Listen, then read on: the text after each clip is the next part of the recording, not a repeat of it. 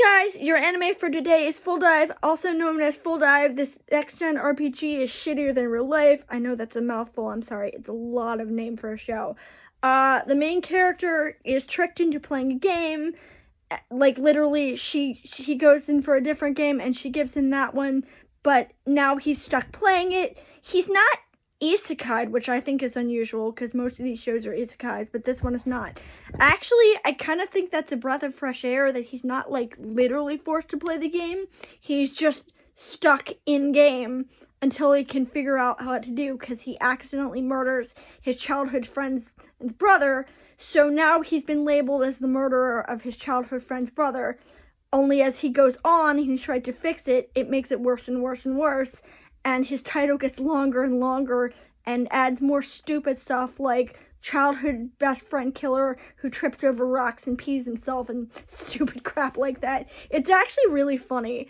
There is more to the plot than that, but I thought it was very paper thin. I do like it. I think it's very funny. It just wasn't that deep. Although, it doesn't have to be that deep. These shows, man, they're not that deep, and I know a lot of people want a lot of intricate lore and plotting, but you know what? Sometimes you just gotta be simple, you just gotta be funny, and that's what makes it work. It is very funny, but it is very straightforward, and you can understand what's going on without needing a lot of exposition and a lot of different plot words. I do feel like the show needs a second season. And I don't know if we're getting one, which will be very, very, very disappointing to me if we're not.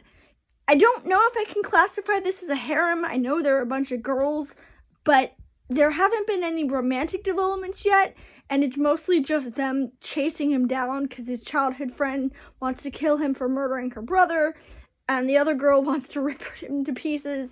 He also has a sister who probably comes up in the plot more later on, but it's mostly just to mend her relationship with him, and I think that's very nice that she's not a love interest, because you know, a lot of times the sister would also be part of the harem, and I'm really refreshed that she's not.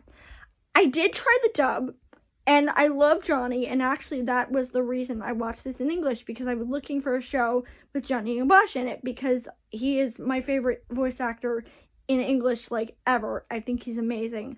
Or at least in anime, because my favorite voice actor in Western cartoons is somebody different.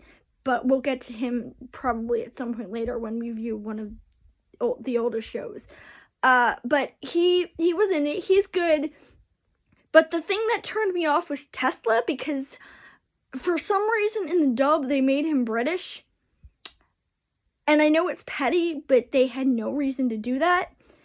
And Jason, I love you, babe, but you can't do a British accent. You're just not good at it. And it just, I couldn't sit through it. I couldn't, no. So I ended up watching the show in Japanese, and the Japanese version is perfectly serviceable. The ending song is very catchy. So, yeah, that was your anime for today. Please watch this show. It's very funny. The more people watch it and the more people I can get out to this, the more people I can get to watch this show, the more likely it'll be to have a season 2. And I'm so hoping for that, because this is like a legitimately good show, which I want to have more of.